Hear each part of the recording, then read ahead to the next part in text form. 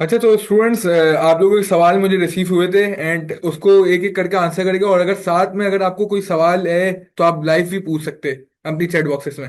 सबसे पहला सवाल हमारे पास आया था कि रिमेनिंग टाइम में कैफ वन और कैफ थ्री की किस तरह तैयारी की जाए। कैफ वन हमारे पास R1 है और हमारे पास कैफ थ्री DSR है। मार्च अटेम्प्ट है, आपके पास 8 से 10 दिन रह गए। सबसे पहले तो रिवीजन के लिए आपको क्या करना है, सबसे इंपॉर्टेंट रिसोर्स आपकी क्या होती है, क्लास रजिस्टर। जिन टीचर्स के भी आपने लेक्चर्स लिए, सबसे पहले क्लास रजिस्टर घुमाना स्टार्ट कर दो। क्योंकि क्लास नोटिंग से क्या होगा, आपको सारे कॉन्सेप्ट जल्दी जल्दी रिवाइज होते जाएंगे।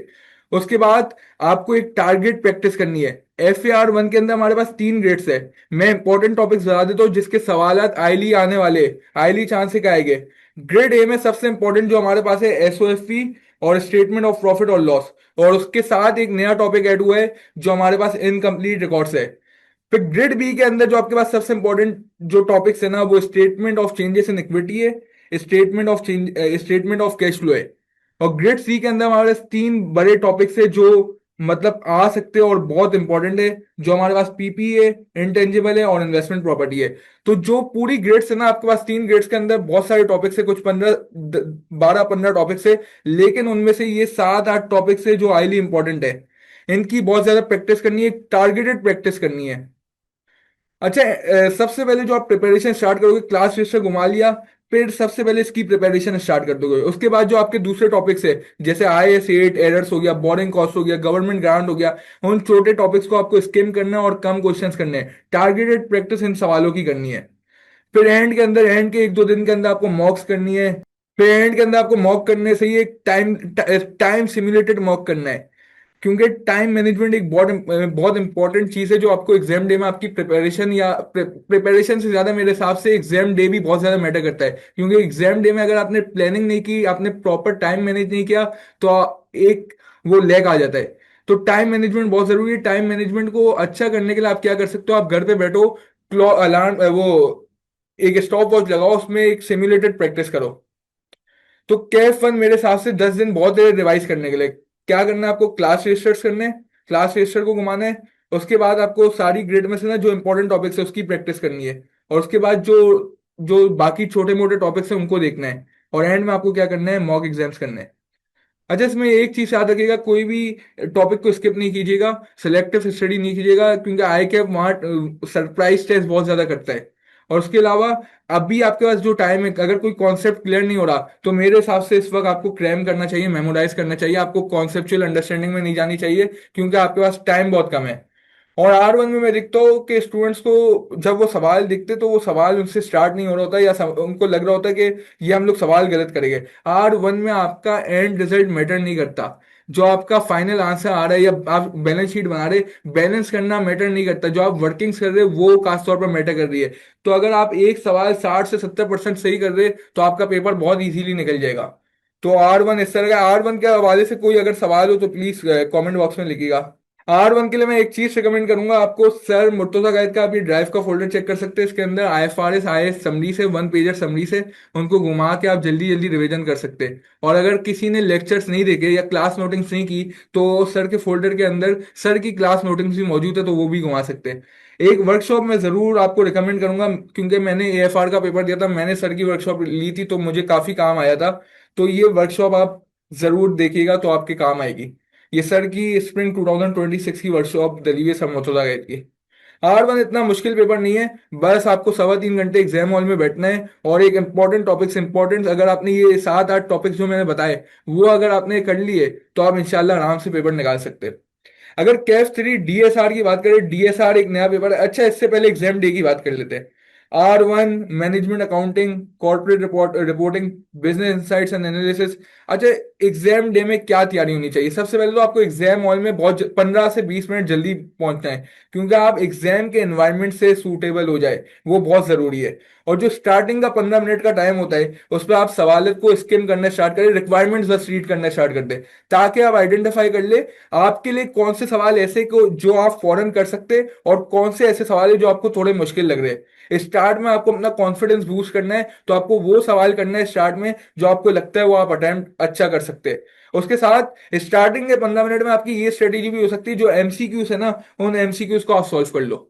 ताकि अब वो आपके 15 मिनट बहुत अच्छे यूटिलाइज हो जाएगा, आपके 10 मार्क्स 15 मिनट के अंदर निकल जाएगा इंशाल्लाह। एक हमारा रूल होता है 1.8 मिनट्स पर मार्क, आपको उसके हिसाब से नहीं चलना, आपको 1.5 या 1.6 मिनट देने, क्योंकि एंड में 15 से 20 मिनट बचना बहुत जरूरी है। और अच्छा याद, एक और चीज में बताऊं, R1 मैनेजमेंट अकाउंटिंग या बिजनेस इंसाइट्स एनालिसिस या कॉर्पोरेट रिपोर्टिंग के अंदर आपके लॉन्ग सवाल भी आते हैं, आपके 15 से 20 मार्क के सवाल भी आते हैं। तो आपको एक सैंडविच अप्रोच अप्रोच लेके चलनी है। वो बड़े सवाल आपको ना स्टार्ट में करने हैं ना बिल्कुल एंड में करने हैं, उसको बीच में रखिएगा। स्टार्ट आप छोटे सवाल से कीजिएगा, मैं बोलूंगा एमसीक्यू से करें, ताकि आपका कॉन्फिडेंस बिल्ड हो। और एंड में भी जो आपको सवाल रखना है वो छोटा सवाल रखना है, और बीच में सारे लंबे सवाल या लॉन्ग क्वेश्चंस को आपको सैंडविच अप्रोच से लेके डील करना है। जहां आपको सवाल नहीं आ रहा, जहां आप अटक रहे, या जहां आपका जो एलोकेटेड टाइम है वो एंड हो गया, तो उस पर अटकना नहीं है सवाल के अंदर, मूव ऑन करना है, मूव ऑन करना है। क्योंकि आई कैप के एग्जाम के अंदर अगर मैंने जो लास्ट 19 पेपर्स दिए, मैंने एक ट्रिक आइडेंटिफाई की है। अगर आप 3.25 घंटा आई कैप के पेपर के अंदर बैठ जाओ और कुछ ना कुछ कर रहे हो, मतलब रुक रहे नहीं हो कहीं, कोई भी वर्किंग कर रहे हो, पूरे सवाल कोशिश कर रहे हो कि पूरा अटेम्प्ट हो, तो आपका पेपर अटेम्प्ट हो जाता है। क्योंकि आई कैप फाइनल आंसर्स को नहीं देखता, रिजल्ट को नहीं देखता, आई कैप वर्किंग्स को देखता है। तो वर्किंग बहुत मैटर करती है, आपको कहीं कोई सवाल में रुकना नहीं है। ऐसा भी होगा आपको 30-40% पेपर नहीं आ रहा होगा, तो वो मैटर नहीं करता, वो सबके साथ होता है, वो एक एवरेज बात है।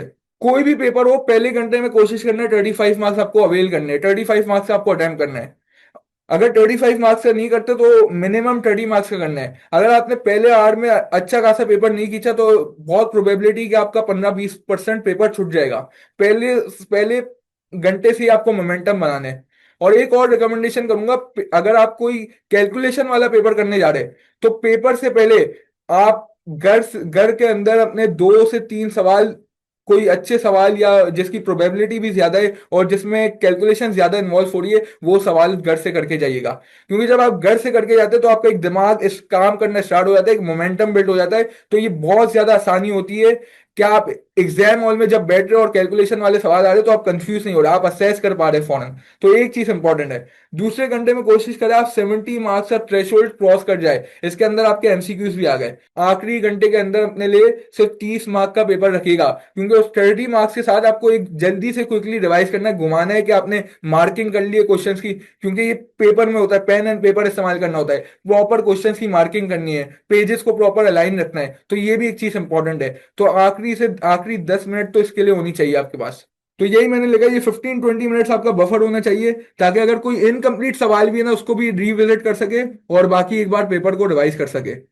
आपको एम हमेशा करना है कैफ के अंदर, मैं समझता हूँ कि 100% अटैम्प्ट हो सकता है। अगर हम लोग सीए फाइनल की बात करते हैं, तो कुछ ऐसे पेपर है जिसमें नेक्स्ट टू इम्पॉसिबल हो जाता है, जैसे आपका एडवांस रिपोर्टिंग हो गया, आपका टैक्स का पेपर हो गया, उधर हम लोग पूरा अटैम्प्ट नहीं कर पा रहे होते। अगर 85 to 90 भी कर लेते ना, हमारे लिए सीए फाइनल में एक बहुत अच्छी बात होती है, एक ऐसी बात होती है कि पेपर आपका पास आसानी से हो सकता है। लेकिन कैफ में मैं समझता हूँ बहुत प्रैक्टिकल है, बहुत पॉसिबल पॉसिबल है कि आप 100% पेपर को अटैम्प्ट कर सकते हो। अगर 100% नहीं हो रहा, तो एटलीस्ट 90% करना है, एटलीस्ट 90% करना है। अच्छा, डीएसआर की बात करते हैं हम लोग। एक स्टूडेंट का सवाल आया था, कैफ 1 जो हमने देख लिया, कैफ 3 की बात करते हैं। डीएसआर एक नया सब्जेक्ट आया है, और मैं समझ रहा हूँ अगर आप इस टाइम में उस पेपर को दे रहे हैं, आपके पास एक बेनिफिट है। आई कैप एक थोड़ी सी लीनियंसी शो करेगा, क्योंकि नया पेपर है, नया सिलेबस है, नया एनवायरनमेंट है। और दूसरी बात, जो आई कैप का मॉडल पेपर है उसको लाजमी देखिएगा, क्योंकि एक स्टैंडर्ड आई कैप ने बता दिया है और उससे मिलते जुलते सवाल ही आएंगे, क्योंकि अभी एग्जाम मेच्योर नहीं हुआ। डीएसआर के पेपर को मेच्योर होने में टाइम लगेगा, तो जो उसकी टेस्टिंग होगी वो very similar to model paper होगी। इसकी आखिरी 10 दिन में किस तरह तैयारी करेंगे, मैं समझता हूँ कि ये डीएसआर का पेपर आप 10 दिन में अगर स्ट्रेस से भी स्टार्ट करते हैं ना, तो हो सकता है। क्योंकि इतना लेंदी पेपर नहीं है, कंसाइज सिलेबस है, आईकेप की स्टडी टेक्स्ट भी मौजूद है। मैं बोलूंगा डे 1 to 3 आपको रखना है डेटा पोर्शन के लिए। हमारे पास 3 पोर्शन है, कौन सा? एक डेटा है, एक सिस्टम है, एक रिस्क है। आपको 3 दिन रखने हैं डेटा पोर्शन के लिए। जब आपका डेटा पोर्शन हो जाएगा, तो आपके कितने मार्क्स आ जाएंगे? अराउंड 35 to 45 मार्क्स आ जाएंगे। और ये आपका कौन से स्टडी टेक्स्ट में? Chapter 1 to 6। मैं आपको लाजमी रिकमेंड करूंगा स्टडी टेक्स्ट पढ़े। स्टडी टेक्स्ट में एक अच्छी इलस्ट्रेशन है और अच्छी कॉन्सेप्ट बिल्डिंग हुई भी है। उसके बाद आप क्विक रिवीजन के लिए सर इब्राहिम ने 50 मिनट्स में डेटा का पूरा ये पोर्शन कराया हुआ है। तो आप जब स्टडी टेक्स्ट पढ़ ले, तो आप इस वीडियो में आ जाए सर इब्राहिम की। इसमें आपको क्या करना है, क्विकली आपको पूरा डेटा जो चैप्टर 1 to 6 है, सब रिवाइज हो जाएगा। अच्छा, केस स्टडीज कौन से चैप्टर से आ सकती है? जो चैप्टर 4 है और चैप्टर 6 है आपका डेटा के अंदर, big data, database normalization and data warehousing, इसको बहुत अच्छे से पढ़ना है क्योंकि इसकी बहुत हाई प्रोबेबिलिटी केस स्टडीज की आने वाली है।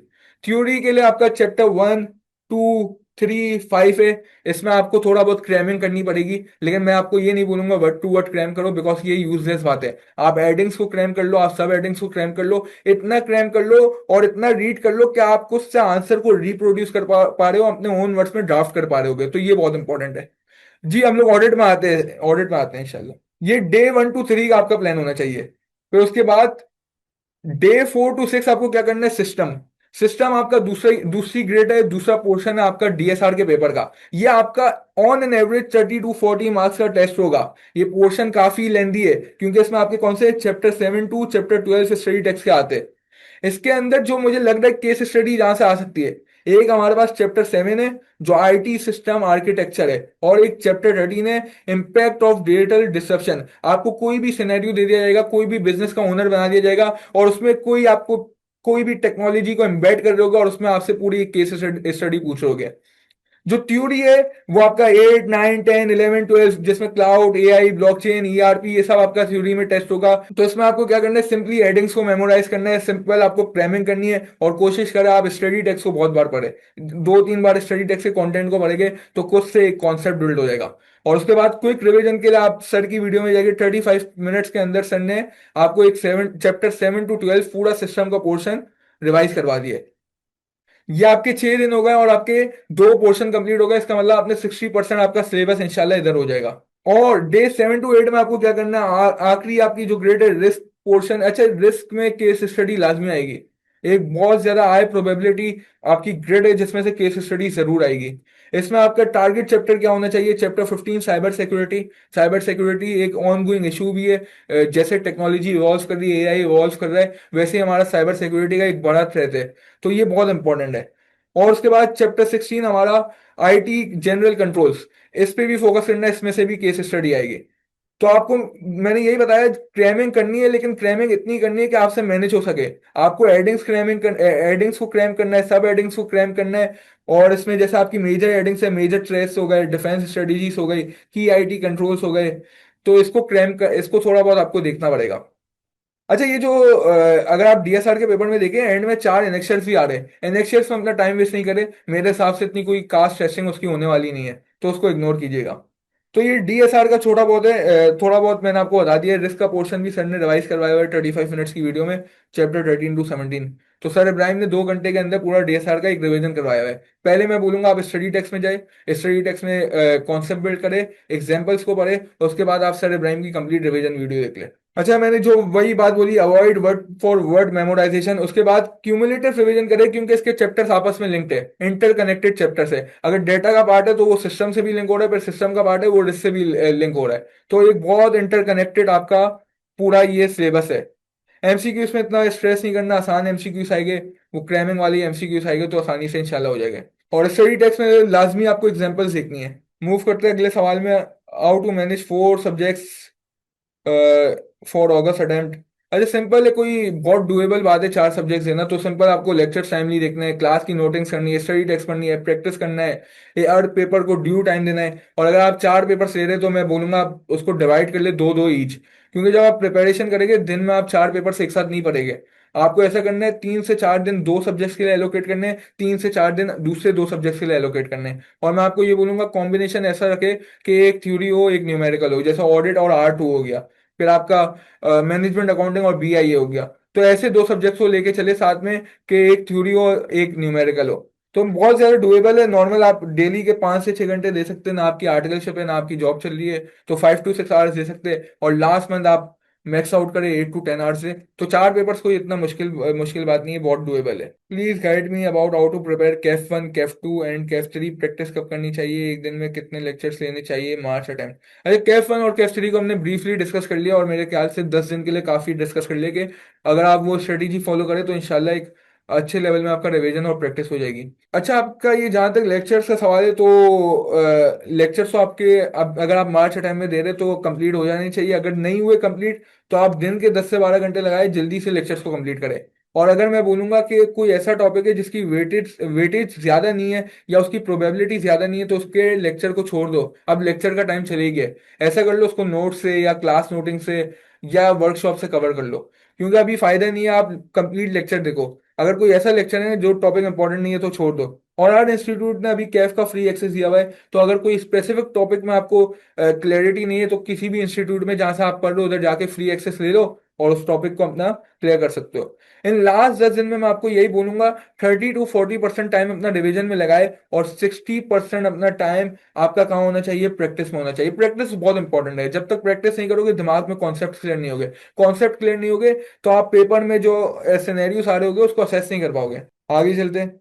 अच्छा, उन्होंने कैफ टू का सवाल पूछा, टैक्स का सवाल पूछा। टैक्स में हमारे पास सबसे इंपॉर्टेंट ग्रेड सबको पता है कौन सी, इनकम टैक्स चार्जेबिलिटी, जो आपका 50 to 60 मार्क्स कवर करती है। अगर आपको इनकम टैक्स की कंप्यूटेशन आ जाती है तो आपके बड़े सवाल हो जाते हैं। लाजमी एक लॉन्ग क्वेश्चन आता है 18 to 20 मार्क्स का इनकम टैक्स की कंप्यूटेशन का। उसके अलावा एक और इनकम टैक्स की कंप्यूटेशन का सवाल आता है 10 to 12 मार्क का। और उसके अलावा अगर ये इनकम टैक्स की कंप्यूटेशन आप सीख लेते हो, उसकी बहुत थोड़ी बहुत थ्योरी भी आपको आ जाती है। मतलब सिर्फ इनकम टैक्स कंप्यूटेशन आपने सीख ली तो 50% मार्क का पेपर आपने इधर अटेम्प्ट कर लिया। तो मैं तो आपको बोलूंगा 70% टाइम आप अपना ये इनकम टैक्स के हिस्से को दो, जिसमें आपकी टैक्सेबल इनकम इंडिविजुअल्स के लिए आप कैलकुलेट कर रहे हो, 5 हेड्स ऑफ इनकम है, लॉसेस को किस तरह ट्रीट करना है, डिडक्टेबल अलाउंसेस को किस तरह एडजस्ट करना है, टैक्स क्रेडिट एग्जेम्पशन। तो मेरे हिसाब से अगर आपने 3-4 दिन लगा के ये इनकम टैक्स का एरिया कवर कर लिया तो आपके लिए बहुत अच्छा कवर हो जाएगा। उसके बाद बात करते हैं डे 5 to 6। आपको ये 10 डे की स्ट्रेटेजी मैंने डिराइव की है। स्टार्टिंग के 4 दिन आपको कहाँ लगाने, सबसे इंपॉर्टेंट ग्रेड है जो हमारी इनकम टैक्स चार्जेबिलिटी है। उसके बाद आपको 2 दिन कहाँ लगाने, सेल टैक्स में लगाने हैं। क्योंकि इनकम टैक्स कंप्यूटेशन के बाद जो सेकंड मोस्ट इंपॉर्टेंट आपके पास ग्रेड है वो सेल टैक्स की ग्रेड है। इसमें 20 to 30 मार्क्स टेस्ट होते हैं और इसमें हमारा 15 से 20 मार्क का सीधा एक सेल्स टैक्स की कंप्यूटेशन का सवाल आता है और उसके बाद थोड़ी बहुत थ्योरी भी आती है। डे 7 to 8 आपको वो बाकी जो आपकी बेसिक थ्योरी है, जैसे आपकी एथिक्स हो गए, सिस्टम ऑफ टैक्सेशन हो गया, कॉन्स्टिट्यूशनल प्रोविजन हो गए, और ग्रेड सी में आपकी इनकम टैक्स एडमिनिस्ट्रेशन रिटर्न्स और उन छोटी मोटी चीजों को देखना, उस पर इतना टाइम नहीं लगाइएगा। मेन आपको अगर टैक्स का पेपर रिवाइज करना है ना, तो मेरी रिकमेंडेशन ये है कि इनकम टैक्स की कंप्यूटेशन और सेल्स टैक्स की कंप्यूटेशन सीख ले, आपका पेपर इंशाल्लाह पास हो जाएगा। आगे मूव करते हैं। आखिरी 2 दिन मॉक एग्जाम्स, पास पेपर और एक कंप्लीट रिवीजन कीजिएगा।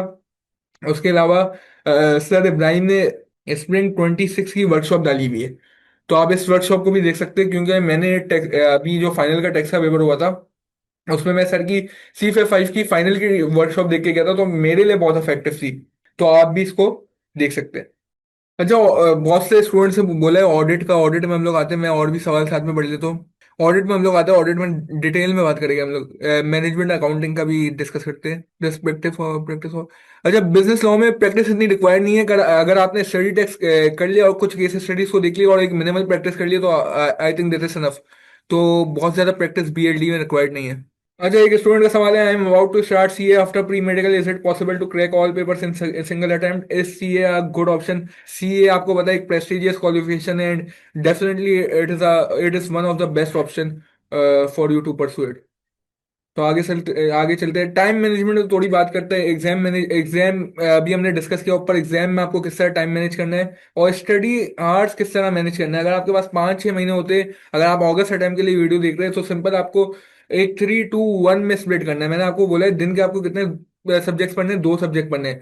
3 घंटे उस सब्जेक्ट को दीजिएगा जो न्यूमेरिकल है, 2 घंटे उस सब्जेक्ट को दीजिएगा जो आपका थ्योरी वाले है या जो थोड़ा मिक्स्ड है जिसमें थ्योरी भी है न्यूमेरिकल है, और लास्ट का 1 घंटा उसको दीजिएगा एक कंप्लीट रिवीजन जो आपने पूरा दिन में पढ़ा है। तो ये 3-2-1 एक 6 घंटे की स्ट्रेटेजी होती है दिन की, जो आप मेरे हिसाब से काफी इफेक्टिव होती है। और एक रात पहले ही डिसाइड करें कि अगले दिन क्यों क्या करना है, ताकि प्लानिंग में आपका दिन वेस्ट ना हो और आप डायरेक्टली एग्जीक्यूशन करें। और 50 मिनट्स के एक फोकस सेशन के बाद आप 5 से 10 मिनट का ब्रेक ले सकते हैं, एक वो इफेक्टिव होता है। अच्छा, आगे चलते हैं। हाउ टू मैनेज केफ 1 2 3 4 फॉर अगस्त, सिंपल लेक्चर्स देके स्टडी, जो क्लास नोटिंग्स करे टाइमली, स्टडी टेक्स्ट को पढ़े, प्रैक्टिस करते रहे और ड्यू टाइम दे, और इंशाल्लाह ये आसानी से निकल जाते हैं। 4 पेपर्स देना बहुत डुएबल है मेरे हिसाब से, आप अगर टाइमली लेक्चर्स और प्रैक्टिस कर रहे तो इस पेपर और कोई चीज़ रिक्वायर्ड नहीं है। अच्छा, need guidance for how to manage 3 hours in FAR 1। First we should off for long long question if there. नहीं, पहले आपको शॉर्ट क्वेश्चंस में जाना चाहिए, पहले लॉन्ग क्वेश्चन में नहीं जाना। एक तो टाइम बहुत ले लेगा आपका, 40-45 मिनट पहला सवाल ही ले लेगा। अगर आप छोटे क्वेश्चंस करते हो तो आपका एक कॉन्फिडेंस बिल्ड हो जाएगा, जिसमें फिर लंबे सवालों में आपको आसानी होगी। वी शुड ऑप्ट, आपको शॉर्ट क्वेश्चन ऑप्ट करने चाहिए फॉर KF 3 चैप्टर बार बार पहले, लेकिन फिर भी ऐसा लग रहा है कि कुछ नहीं बा। KF 3 की हमने DSR की बात की, DSR अभी भी आप कवर कर सकते हो। स्टडी टेक्स्ट को उठाओ और सर इब्राहिम की 2 घंटे की एक पूरी कंप्लीट रिवीजन वीडियो देख लो। I think that is enough. आगे चलते टाइम मैनेजमेंट को डिस्कस कर चुके, कैफ 8 की बात करते हैं। कैफ 8 स्टूडेंट्स को काफी मुश्किल लगता है मेरे हिसाब से। कैफ 8 एक बहुत आसान सब्जेक्ट है, इसमें ना इतनी क्रैमिंग करनी, ना इतनी मेमो इतनी इतना रट्टा लगाना है। एक कॉन्सेप्चुअल सब्जेक्ट है और आसानी से हो सकता है। अगर हम लोग इसकी ग्रेड को देखें, पहली ग्रेड क्या है, 15 to 25 मार्क्स की आती है, जिसके अंदर सबसे मेन टॉपिक क्या है, आपका एथिक्स का है। एक तो आपका कोड ऑफ एथिक का सिनेरियो टेस्ट हो जाता है 10-12 मार्क का, तो आपका ये ग्रेड ए एथिक्स ही आ गए। अगर ग्रेड बी में देखें, इंपॉर्टेंट चीज क्या है, रिस्क का सवाल आता है, जिसमें ऑडिट रिस्क हो गया, बिजनेस रिस्क। अच्छा, रिस्क को ड्राफ्ट करना एक चीज है, और रिस्क के अंदर हमारे पास दो चीजें, ऑडिट रिस्क भी आ सकता है, बिजनेस रिस्क भी आ सकता है। और इसका रिपोर्टिंग से बहुत लिंक है। अगर आपकी रिपोर्टिंग स्ट्रांग है तो रिस्क में आपको इतनी मुश्किल नहीं होनी चाहिए। हम लोग इसकी ड्राफ्टिंग की नीचे थोड़ा बात करते हैं। फिर अगर उसके बाद देखिए 30 to 40%, ये आपको audit evidence and internal control. इसके अंदर सबसे इंपॉर्टेंट क्या है, सब्सटेंटिव। सब्सटेंटिव में भी आपको रट्टे नहीं लगाने, आपको एक टेक, और जैसे जो भी टीचर के आप लेक्चर देख रहे हैं, अगर आप सर इब्राहिम के लेक्चर देख रहे हैं, तो सर ने भी जैसे एक ट्रिक बताई हुई किस तरह सब्सटेंटिव प्रोसीजर्स को याद करना है। आपको पांच छह चीजें याद करनी है, जिसको आप हर फाइनेंशियल स्टेटमेंट लाइन आइटम में अप्लाई कर सकते हैं। उसके बाद आपके पास ग्रिड डी है, वो रिपोर्टिंग की ग्रिड है। 25 to 30 मार्क्स की आती है। ये आइजा 700 की सीरीज है, बहुत आसान है, जिसमें कैम मॉडिफिकेशन ई emphasis of other matter matter paragraph और ये सब आ जाता है आइजा 700। तो इसका मतलब 80% पेपर तो ये चार टॉपिक से, एथिक्स, रिस्क, सब्सटेंटिव प्रोसीजर, आइजा 700 वाली सीरीज। मतलब अगर ये चार टॉपिक सिर्फ आप कर लो, 80% मार्क्स इधर से आ रहे हैं। 20% आपका बाकी इंटरनल कंट्रोल हो गए, और बाकी जो आपके स्टैंडर्ड से return confirmations, going concern, related party, उनमें से आ रहा है। तो आपका मेन तो सिर्फ चार टॉपिक्स है। अगर चार टॉपिक्स अच्छे कर लिए, और मेरे हिसाब से अब बहुत टाइम है, इन चार टॉपिक्स को आप अच्छा कर सकते हो। रिवीजन के लिए ये सर की मैंने एक स्मार्ट लेक्चर्स के लिए फोल्डर शेयर कर दिया, क्योंकि कैफेट मैंने बहुत एंड में स्टार्ट किया था, मेरे पास शायद 10-12 दिन थे, मैंने कैफेट को स्टार्ट किया था, और उन 10-12 दिन में आसानी से कवर हो गया था। एक तो सर की ये 17 वीडियो से सर ने ऑलमोस्ट पूरा सिलेबस करवाया हुआ है, स्मार्ट लेक्चर्स के थ्रू, वर्कशॉप्स के थ्रू। तो ये रेफर कर सकते हैं, क्योंकि मेरे टाइम में भी मैंने ये वर्कशॉप रेफर की थी, मुझे बहुत काम आई थी। उसके बाद कैफेट के लिए मैं लास्ट फ्यू डेज में आपको यही बोलूंगा कि चार टॉपिक्स पे फोकस करो, आप बाकी को छोड़ दो, बाकी को नोट से घुमा लेना, नोटिंग से घुमा ले, क्लास नोटिंग से घुमा लेना। और उसके अलावा ड्राफ्टिंग बहुत इंपॉर्टेंट है। ड्राफ्टिंग के लिए आप क्या कर सकते हो, आपको खुद प्रैक्टिस करनी होगी। जैसे स्विमिंग अगर सीखनी है, तो आपको पहले खुद स्विम करना होगा, एक बुक रीड करके आप स्विमिंग नहीं सीख सकते। तो ड्राफ्टिंग के लिए आपको प्रैक्टिस बहुत करनी है। प्रैक्टिस करोगे, खुद ड्राफ्ट करोगे आंसर, तो आपको पता चलेगा आप सही कर रहे हो या नहीं। आप जिस टीचर से भी पढ़ रहे हो, उनके सॉल्व पास पेपर्स उठा लो, क्वेश्चन को लो, पहले खुद ड्राफ्ट करो, अपने आंसर को फिर सर के आंसर से कंपेयर करो कि क्या लिखेंगे, क्या एडिशन में कर सकता हूँ। मैं आपको बोलूंगा, जितने सॉल्व पास पेपर्स रीड कर सकते हो ना, पहले रीड करो, फिर उन्हीं पास पेपर्स को सॉल्व करने स्टार्ट करो। ड्राफ्टिंग टेक्निक आपकी खुद स्ट्रांग हो जाएगी। अब ड्राफ्टिंग में एक इंटर कनेक्शन बहुत जरूरी है। स्टैंडर्ड्स किस तरह कनेक्ट हो रहे हैं वो आपको पता होना चाहिए, क्योंकि स्टैंडर्ड्स कनेक्ट होते हैं। फॉर एग्जाम्पल, अगर हमारे पास मॉडिफिकेशन का सवाल है, उसके अंदर गोइंग कंसर्न का स्टैंडर्ड कनेक्ट हो सकता है। तो स्टैंडर्ड की कनेक्शन आपके लिए एक बहुत इंपॉर्टेंट चीज है, आपको स्टैंडर्ड को कनेक्ट करना आना चाहिए। उसके बाद मैं आपको ये बोलूंगा, सिनेरियो पढ़े, और पहले तो सवाल को लिंक करना सीखे, क्योंकि सवाल के सिनेरियो को समझना बहुत इंपॉर्टेंट होता है। डायरेक्टली कंक्लूजन में आपको जम नहीं करना, पहले सिनेरियो को समझ जाए। फॉर एग्जांपल, अगर आरपी का कहीं इशू आया है, तो डायरेक्ट आप प्रोसीजर नहीं बता दोगे, पहले एस्टेब्लिश करो क्या ये रिलेटेड पार्टी है भी या नहीं। उसके बाद आप देखो क्या ट्रांजेक्शन अकर हुई है, आपको फिर जज करना है क्या transaction outside the normal course of business है भी या नहीं। उसके बाद आपको प्रोसीजर बताने हैं। पहले आपको एनवायरनमेंट की अंडरस्टैंडिंग लेनी है, पहले पूरा सिनेरियो समझना है, डायरेक्टली प्रोसीजर्स में जम नहीं करना। अच्छा, मैं इसमें कुछ ऑडिट आइजा 315 की ड्राफ्टिंग टेक्निक है।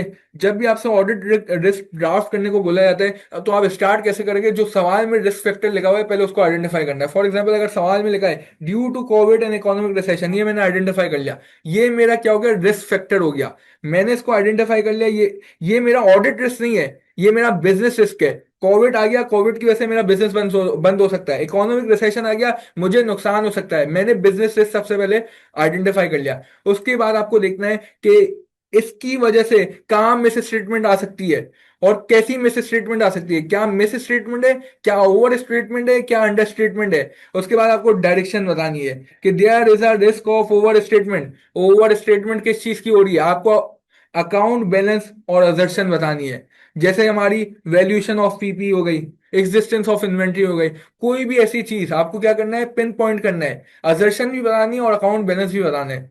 सबसे पहले क्या करना है, रिस्क फैक्टर आइडेंटिफाई किया। रिस्क फैक्टर को आइडेंटिफाई करके देखना है क्या हो रहा है, मिस स्टेटमेंट हो रही है, ओवर स्टेटमेंट हो रही है, अंडर स्टेटमेंट हो रही है, किस अकाउंट बैलेंस की हो रही है, कौन सी अजर्शन पे अफेक्ट आ रहा है। उसके बाद आप अकाउंटिंग स्टैंडर्ड को कनेक्ट करोगे। ये तीन स्टेप तो जनरल है। मैं बोलूंगा इसमें आपको ऑडिट की कोई नॉलेज रिक्वायर्ड नहीं है, मतलब कोई ऐसी चीज नहीं है जो क्रैम कर रहे हो। आप खुद इसको बेसिकली ड्राफ्ट कर सकते हो। ये जो चौथा पॉइंट है ना, यहाँ आपका रिपोर्टिंग का पार्ट आ जाता है कि आपकी रिपोर्टिंग कितनी स्ट्रांग है। आपको IFRS या IAS से कनेक्ट करना पड़ेगा। आप बोलोगे कि पीपी इम्पेयर्ड हो चुका है, लेकिन मुझे डर है, ऑडिट रिस्क ये है कि मैनेजमेंट ने इम्पेयरमेंट रिकॉर्ड नहीं की एज पर IAS 36। तो ये चार पॉइंटर की ड्राफ्टिंग टेक्निक है ऑडिट रिस्क के लिए। क्या, सबसे पहले रिस्क फैक्टर को आइडेंटिफाई किया। Second, direction of miss statement, over statement है, अंडर स्टेटमेंट है। Number three, account balance and assertion. Number four, इसको अकाउंटिंग स्टैंडर्ड से लिंक कर लो और आपको डर है मैनेजमेंट अकाउंटिंग स्टैंडर्ड के हिसाब से रिकॉर्ड नहीं कर रही। तो ये आपका पूरा एक जनरल एक टेक्निक है जो सर इब्राहिम ने मुझे समझाई थी। तो ये मुझे काफी हेल्प आई थी। और आपका रिस्क का सवाल इधर से हो जाता है। रिस्क इतना मुश्किल है ही नहीं, आपको रिपोर्टिंग की सिर्फ नॉलेज चाहिए। मेरे हिसाब से ऑडिट की कोई क्रैमिंग वाली कोई ऐसी नॉलेज नहीं चाहिए, सिर्फ असर्शन पता होनी चाहिए और लाइन आइटम को वो आपको उसको करना है। उसके बाद सब्सटेंटिव प्रोसीजर। सब्सटेंटिव प्रोसीजर में एक तो लंबी नहीं करनी है, आपको पिन पॉइंट करना है। अगर उसने कोई असर्शन बोली भी है, इसको वेरीफाई करना है, इसको किस तरह वेरीफाई करूंगा, तो आपको घुमाना नहीं है, डायरेक्टली अपने जो प्रोसीजर्स बताने हैं वो टू द पॉइंट बताने हैं। बी स्पेसिफिक होना है। अच्छा, और ऐसा नहीं है वेग स्टेटमेंट देनी है। फॉर एग्जाम्पल, अगर हमारे पास कोई लीगल केस का बोला इसने, जो लीगल एक्सपेंसेस है उसमें मैं क्या प्रोसीजर लिख सकता हूँ, आप डायरेक्ट सिर्फ ये नहीं लिखोगे चेक द लीगल केस। बहुत वेग स्टेटमेंट है। आपको स्टेटमेंट किस तरह देनी है कि बोर्ड मिनट्स को डालो। बोर्ड मिनट्स को जब रीड करोगे तो क्लाइंट ने जो आपकी आपकी कॉरेस्पॉन्डेंस है लॉयर के साथ, आपकी जो कम्युनिकेशन है उसको आप क्या करो, रिव्यू करो। उसके अंदर आप देखो कोई ऐसा अनडिस्क्लोज केस तो नहीं है जो अफेक्ट कर रहा हो, कोई ऐसी कंटेंजेंसीज तो नहीं है जो ऑडिटर को नहीं बताई। तो इस तरह आपको वेग स्टेटमेंट नहीं देनी, एक proper statement, proper procedure draft करना है 2 से 3 लाइनों का, जिसमें आप पूरा समझा रहे होगे। तो सब्सटेंटिव प्रोसीजर की सर ने टेक्निक्स बताई हुई है। वैसे आप जिस भी टीचर के लेक्चर ले रहे हो सब टेक्निक्स बताते। वैसे ही मैंने जो टेक्निक्स इस्तेमाल की थी वो सर इब्राहिम की थी। वो यूट्यूब में भी अवेलेबल है वर्कशॉप में, तो वो भी चेक कर सकते हैं। उसके बाद जैसे कोड ऑफ एथिक्स है, इसको भी 5 स्टेप में आपको ब्रेक डाउन करना है। कैसे आपको उसकी ड्राफ्टिंग ड्राफ्टिंग करनी है। सबसे पहले तो सिनेरियो को आइडेंटिफाई करो कि क्या है, फैमिली रिलेशनशिप इन्वॉल्व हो रहा है या सर्विस है या कुछ भी है। फिर पिन पॉइंट करो उसको सब सिनेरियो में। फॉर एग्जांपल, अगर कोई मेरा क्लाइंट जहां मैं ऑडिट कर रहा हूँ वहां मेरा कोई फैमिली मेंबर है, अब वो कितना क्लोज है मेरे से, क्या वो इमीडिएट है, क्या वो क्लोज फैमिली मेंबर है। उसके बाद आप ट्रेथ को आइडेंटिफाई करो। ट्रेथ क्या है, सेल्फ इंटरेस्ट की ट्रेथ आ रही है, क्या वो ट्रेथ आ रही है आपकी। फिर उसकी सिग्निफिकेंस को आइडेंटिफाई करो। ऐसा तो नहीं है वो नॉर्मल सा कोई वर्कर है तो वो उस मेरे लिए सिग्निफिकेंट ही नहीं है। अगर वो की बोर्ड मेंबर या CFO या कोई ऐसा पर्सनल है जिसका एक फाइनेंशियल रिपोर्टिंग में अफेक्ट आता है तो वो मेरे लिए सिग्निफिकेंट है ना। और उसके बाद एंड में आप क्या करोगे, सिंपल सेफ गार्ड्स बताओगे केस को किस तरह अवॉइड कर किया जा सकता है। क्या जो बंदा ऑडिट कर रहा है उसको टीम से निकाल दिया जाए। क्या उस जो मैं फॉर एग्जांपल अगर मैं ऑडिटर हूँ, मुझे इस तरह के पोर्शन दिए जाए, इस तरह की लाइन आइटम्स दी जाए कि मेरे रिश्तेदार से मेरी कम्युनिकेशन ही ना हो ड्यूरिंग द ऑडिट। तो आपको सेफ गार्ड सीखने हैं। फिर इसमें अच्छा जब ऑडिट के सवाल करेंगे नॉर्मली 10 मार्क 8-10 मार्क के सवाल आते हैं, तो इसमें 2-2-6 अप्रोच लेके चलनी है आपको। 2 मिनट आपको देखने हैं, सिनेरियो को अच्छे से पढ़ना है, बहुत अच्छे से पढ़ना है। 2 मिनट आपको सिनेरियो को सोचना है, थिंक करना है, और 6 मिनट में आपको उसकी ड्राफ्टिंग करनी है। ड्राफ्टिंग इतनी मुश्किल नहीं है, ड्राफ्टिंग हो जाती है। लेकिन अगर ये आपने 4 मिनट नहीं दिए ना, तो ये ड्राफ्टिंग में जो 6 मिनट है ना उसकी जगह 12 मिनट लगेगे। ये 4 मिनट देना इंपॉर्टेंट है कि रीड अच्छे से करना है और थिंक अच्छे से करना है, उसके बाद आप लिखना स्टार्ट कीजिएगा। अच्छा, एक ने सवाल पूछा कि प्रैक्टिस को किस तरह करें। देखिए पास पेपर्स भी कर सकते हैं आप, टॉपिकल पास पेपर्स कर सकते हैं। जैसे अगर आप इन्होंने पूछा अगस्त के लिए अटेम्प्ट के लिए वो प्रिपेयर कर रहे हैं तो प्रैक्टिस किस तरह लेके चलनी है। सबसे पहले तो आप लेक्चर देखेंगे, फिर क्लास में नोटिंग्स करेंगे। उसके बाद आपके जो भी टीचर होंगे वो भी आपको एक सवाल दे रहे होंगे प्रैक्टिस के लिए होमवर्क में, तो वो सवाल कर सकते हैं। फिर आपको टॉपिकल पास पेपर कहीं से भी बाय कर सकते हैं, आपको नेट में भी अवेलेबल होते हैं, तो वो टॉपिकल पास पेपर कर सकते हैं। साथ में स्टडी टेक्स्ट की रीडिंग कर सकते हो, और स्टडी टेक्स्ट के अंदर हर चैप्टर के एंड में भी प्रैक्टिस क्वेश्चन हो सकते हैं, तो वो भी देख सकते हैं। उसके बाद सर अगर कोई अप्रैल में कैफ की प्रॉपर तैयारी स्टार्ट करे, 4 सब्जेक्ट देने हैं फर्स्ट अटेम्प्ट में, तो हाँ बहुत डुएबल है। जिस तरह मैंने बोला नॉर्मल आप ये लेक्चर सेक्चर देखे तो इससे हो जाते हैं, कोई 4 पेपर देना कोई ऐसा मुश्किल नहीं है। उसके आगे चलते हैं। ये क्या सवाल है। कॉन्सेप्ट एक दफा समझ लिए, अब 2-3 सब्जेक्ट होते हैं तो चीजें आपस में मिक्स हो जाती है, सही है। देखिए चीजें आपस में मिक्स जब नहीं होगी जब आप मल्टीपल रिवीजन सेशंस रखेंगे। एक एक बार पूरे सिलेबस को रिवाइज करने से वो एक बार रिवाइज करना इनफ नहीं होता। आपको मल्टीपल टाइम एक चीज को बार बार रिवाइज करना और बार बार प्रैक्टिस करनी, तो वो आपके दिमाग में इस तरह हो जाता है कि आपको मिक्स नहीं होगा। ऑडिट के लिए आप थोड़ा ब्रॉडली सोचे, जैसे ऑडिट में उन्होंने बोला 2-3 आयजा के कॉन्सेप्ट मिक्स हो जाते हैं। कॉन्सेप्ट तो मिक्स होना अच्छी बात है, क्योंकि आयजा क्या है, इंटरलिंक्ड है। सारे आयजा पूरा ऑडिट को एक वन अम्ब्रेला समझे। ऑडिट हमारा क्या होता है, जैसे अगर आप फर्म में इंशाल्लाह जब इंडक्ट हो गए तो ऑडिट में आएगा। ऑडिट में हमारे पास 3 फेजेस होते हैं। एक हमारा प्लानिंग फेज होता है, प्लानिंग फेज में हम लोग रिस्क आइडेंटिफाई कर रहे होते हैं, उनके क्लाइंट के डॉक्यूमेंट्स को देख रहे होते हैं, सीडीडी कस्टमर ड्यू डिलिजेंस हो गया, केवाईसी हो गया।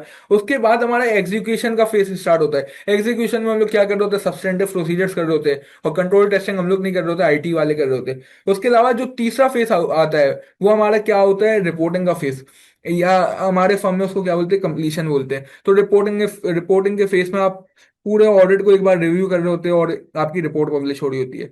तो ऑडिट को अगर आप इन 3 फेजेस में डिवाइड करें ना, सारे स्टैंडर्ड्स आपके कुछ प्लानिंग में चले जाएंगे, कुछ कुछ एग्जीक्यूशन में चले जाएंगे, कुछ रिपोर्टिंग में चले जाएंगे। तो ऑडिट के स्टैंडर्ड्स को मिक्स होना जरूरी है। तो ये आपके लिए अच्छी बात है मिक्स हो रहे हैं, लेकिन आपको इस तरह मिक्स करना है कि आप अच्छे से ड्राफ्ट कर सके। अच्छा उसके बाद फॉर रिपोर्टिंग दिस, अच्छा रिपोर्टिंग के लिए कॉमन है कि जब आप पहली बार प्रैक्टिस करने बैठेंगे तो चीजें मिक्स हो रही होगी, चीजें भूल रही होगी, आपको समझ ही नहीं आ रहा कौन सा सिनेरियो लग रहा है, किस तरह सवाल स्टार्ट करने हैं। इट इज कॉमन, जितनी ज्यादा प्रैक्टिस करेंगे ये सॉल्व हो जाएगा। लॉ के लिए आपको क्रैमिंग नहीं करनी। क्रैमिंग क्रैमिंग करनी है लेकिन फैक्ट्स और फिगर्स की करनी है। फॉर एग्जाम्पल कोई फैक्ट बात है, जैसे क्वारम के लिए कितने डायरेक्टर्स होने चाहिए, अब वो नंबर ऑफ डायरेक्टर मुझे क्रैम करना पड़ेगा, जाहिर सी बात है। लेकिन आपको पूरे के पूरे पैराग्राफ क्रैम नहीं करने, सिर्फ फैक्ट और फिगर्स क्रैम करने, आंसर को खुद अपने ओन वर्ड्स में ड्राफ्ट करना है। अच्छा कॉन्फिडेंट नहीं एक स्टूडेंट लिख रहे हैं कि वो कॉन्फिडेंट नहीं है, लेकिन उन्होंने सारे लेक्चर देख लिए, प्रैक्टिस भी कर लिए, तो कॉन्फिडेंस तो डेवलप हो जाएगा। आप पास पेपर करो, एक पास पेपर करो, उसको मार्क करो, आपके अच्छे मार्क्स आएंगे, खुद से कॉन्फिडेंस आ जाएगा। लेकिन अभी भी आपके पास 8 से 10 दिन है, प्रैक्टिस करते रहनी है, मोमेंटम आपका जारी रखना है, क्योंकि ये टाइम बहुत ज्यादा क्रूशल है। और ये नॉर्मल है क्या, जब आपकी एक अच्छी तैयारी होती है ना, आपको लग रहा होता है कि अभी भी चीजें रह गई है, लेकिन उससे कोई फर्क नहीं पड़ता। तो मैं आपसे ये दुआ, ये प्रेयर लिस्ट भी शेयर कर लूंगा। ये पेपर के वक्त, पेपर से पहले, पेपर के बाद ये रीड कीजिएगा, और मैं ये शेयर कर दूंगा, बहुत इफेक्टिव रही है मेरे लिए। ये मैं इसका पीडीएफ आपको प्रोवाइड कर दूंगा। अच्छा all the time I am very confuse how to streamline class work, teacher book, आई के टेक्स्ट बुक। 3 लेवल रखने ना आपको सिंपल। सबसे पहले तो क्लास वर्क कर रहे हो, लेक्चर देखा, नोटिंग की। फिर टीचर बुक में क्या होता है, ज्यादातर सवाल ही होते हैं, प्रैक्टिस क्वेश्चंस होते हैं, तो उसको प्रैक्टिस कर लिया। एंड फिर उसके बाद आई के स्टडी टेक्स्ट पढ़ ली, ताकि आपकी एक एक चीज कवर हो जाए। And secondly most time I spend on taking lectures and revision, and at the end of days of exam then I don't have enough time to practice. Last 10 दिन में तो आपको प्रैक्टिस ही करनी है, लेक्चर्स आपके पहले ही कंप्लीट हो जाने चाहिए। लास्ट 10 दिन में आप वर्कशॉप देख सकते हैं मैक्सिमम, और लेक्चर्स तो मैं नहीं बोलूंगा, फुल लेक्चर्स लास्ट के 10 दिन में देखें। रिवाइज करें, बुक के थ्रू रिवाइज करें, नोटिंग के थ्रू रिवाइज करें, और प्रैक्टिस करें। This is my fourth paper, I want to know last in day planning and strategy to pass paper easily. Audit discuss कर चुके ऑडिट को हम लोग। अच्छा ग्रुप के 4 पेपर्स ऑफ ग्रुप बी ए किस तरह मैनेज करने हैं। हमारे पास जो FAR 2 और CMA जो चेंज हो गया हमारा, किसका, मैनेजमेंट अकाउंटिंग और ऑडिट, और जो हमारे पास क्या है, BIA। तो मैं आपको बोलूंगा FAR 2 और CMA को एक साथ लेके चले, मैनेजमेंट अकाउंटिंग को। नहीं नहीं, आपका FAR 2 और आपका ये कौन सा है, ये कॉर्पोरेट रिपोर्टिंग और मैनेजमेंट अकाउंटिंग दोनों आपके कैलकुलेशन वाले पेपर है। तो मैंने आपको क्या बताया था, कॉम्बो कैसा होना चाहिए, एक कैलकुलेशन होना चाहिए, एक थ्योरी होना चाहिए। तो स्प्लिट क्या होना चाहिए, कॉर्पोरेट रिपोर्टिंग के साथ ऑडिट को लेके चले, क्योंकि ऑडिट आपका बहुत ज्यादा कॉर्पोरेट रिपोर्टिंग से लिंक है। जैसे जो सब्सटेंटिव प्रोसीजर है, जो रिस्क है, वो आपके ऑडिट वाले, वो ऑडिट में आपका अप्लाई हो रहा होता है, रिपोर्टिंग के अप्लाई हो रहे होते हैं। और दूसरा आपका पेयर क्या होना चाहिए, मैनेजमेंट अकाउंटिंग और बिजनेस इंसाइट एनालिसिस का। आगे चलते हैं। अच्छा, strategy for Kaif 7 and Kaif 8। Kaif 8 की हम लोग ऑलरेडी डिस्कस कर चुके। कैफ 7 हमारे पास बिजनेस इंसाइट एनालिसिस है, आखिरी 10 दिन है। अच्छा, ये जो थ्योरी है, ये हमारी ये पूरी थ्योरी 1 to 181, ये स्टडी टेक्स्ट का मैंने इंडेक्स खोला हुआ है, ये आप 2 दिन के अंदर कर सकते हैं। कोई भी टीचर के नोट्स उठा ले, क्या स्टडी टेक्स्ट उठा ले, या जिन टीचर के लेक्चर सीखे उनके क्लास नोट्स उठा ले, ये जो थ्योरी है वो 2 दिन में आराम से हो सकती है। फिर जो आपके बाकी कैलकुलेशन वाले टॉपिक है, जो कॉस्ट ऑफ फाइनेंस हो गया, फॉरेक्स हो गया, बजटिंग हो गया, वैक हो गया, तो इन्वेस्टमेंट अप्रेजल हो गया, इनको एक एक दिन दे दे, एक एक दिन दे दे, तो आपका ये आराम से डिवाइस हो जाएगा और प्रैक्टिस भी हो जाएगा। मेरे हिसाब से बिजनेस इंसाइट एनालिसिस का बहुत कंसाइज सिलेबस है, तो इसके लिए आपको कोई ऐसी स्ट्रेटेजी की जरूरत नहीं है, बहुत छोटा सिलेबस है। मैनेजमेंट अकाउंटिंग की 10 दिन के प्लान को डिस्कस करते हैं। हमारे पास यहाँ सवाल आया है, कॉर्पोरेट रिपोर्टिंग और मैनेजमेंट अकाउंटिंग। मैनेजमेंट अकाउंटिंग का पूरा मैंने 10 दिन का प्लान बना दिया।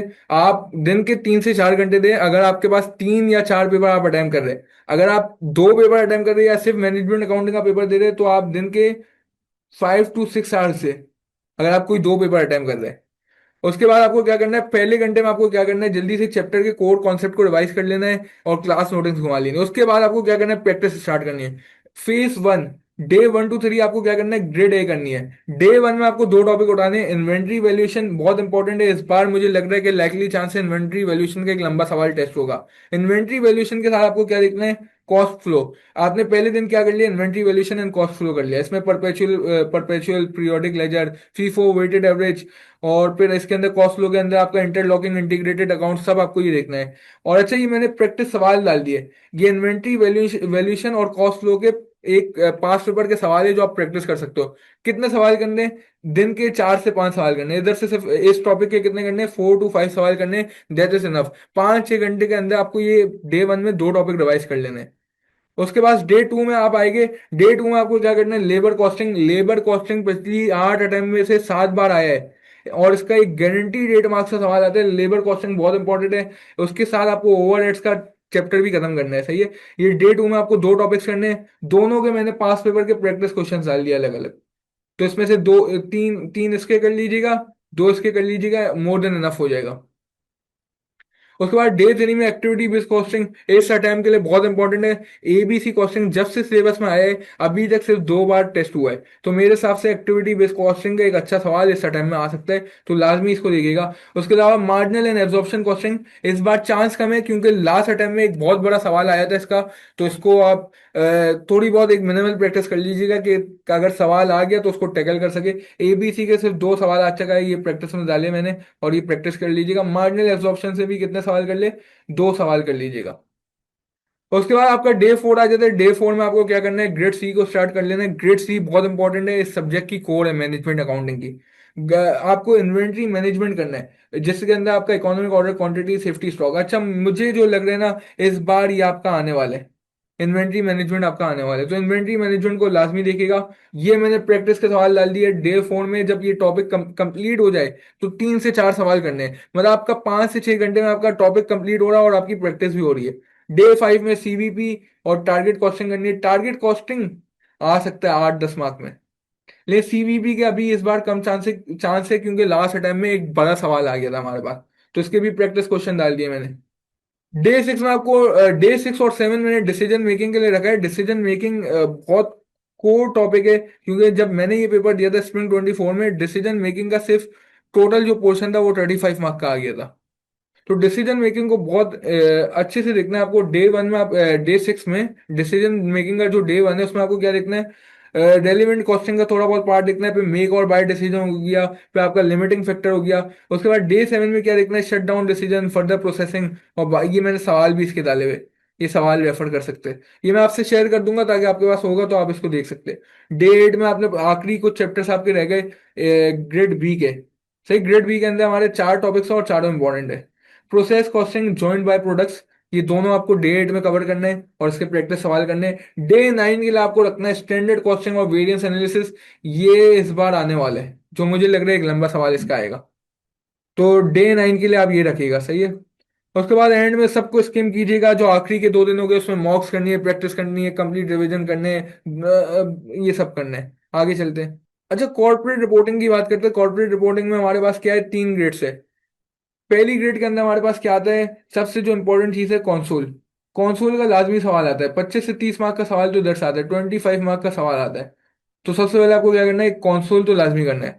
उसके बाद जो आपकी ग्रेड बी है, अगर ग्रेड बी को देखें, ग्रेड बी में जो आपका इंपॉर्टेंट है वो क्या है, IAS 12 डेफर टैक्स, फिर हमारे पास कौन सा है, ये IFRS 15 रेवेन्यू, और ये एथिक्स आ गया, और ये सस्टेनेबिलिटी आ गया। तो इस ग्रेड के अंदर ये दो चीजें इंपॉर्टेंट है, IAS 12 और IFRS 15।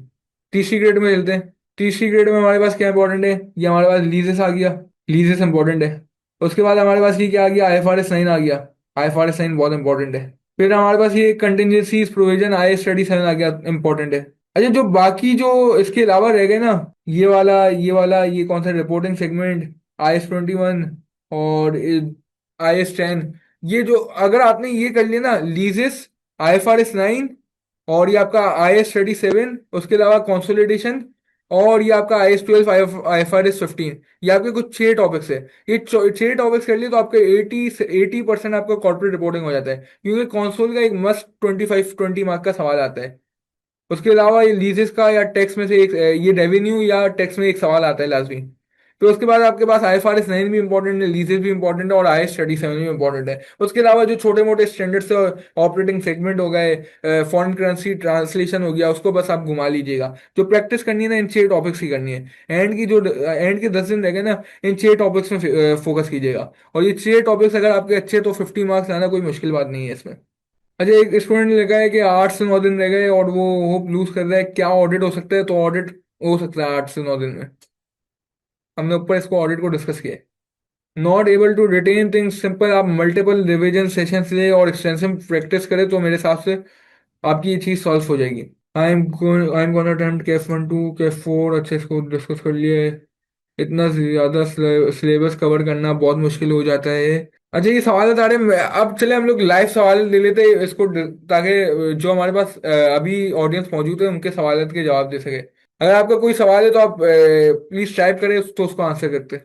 Sir, business inside analysis में बजटिंग स्किप कर दो, बाकी अच्छा आता है। बजटिंग स्किप नहीं करो, ऐसा करो अगर आपको बाकी सब्जेक्ट से रिवीजन का टाइम चाहिए ना, बजटिंग को इतना देख के जाओ कि उसमें से 50% स्कोर कर लो। बहुत अच्छे से नहीं, बहुत प्रैक्टिस नहीं करनी, छोड़ दो। बजटिंग को इतना देख लो कि फॉर्मेट्स याद हो जाए। उसके अलावा किसी का सवाल है? BLD के लिए स्टडी टेक्स्ट घुमा लो, काफी है। बिजनेस लॉ के लिए स्टडी टेक्स्ट बहुत अच्छी ड्राफ्ट हुई हुई है। स्टडी टेक्स्ट में दोनों पोर्शन है आपका, कंपनी लॉ का भी और बिजनेस लॉ का भी। एंड बहुत बहुत आसान है। कैफ ग्रुप 1 ऑनलाइन या फिजिकल? CR का एक्सप्लेन कर दे सर, IFRS 15 16 3 10 और 10 13 से।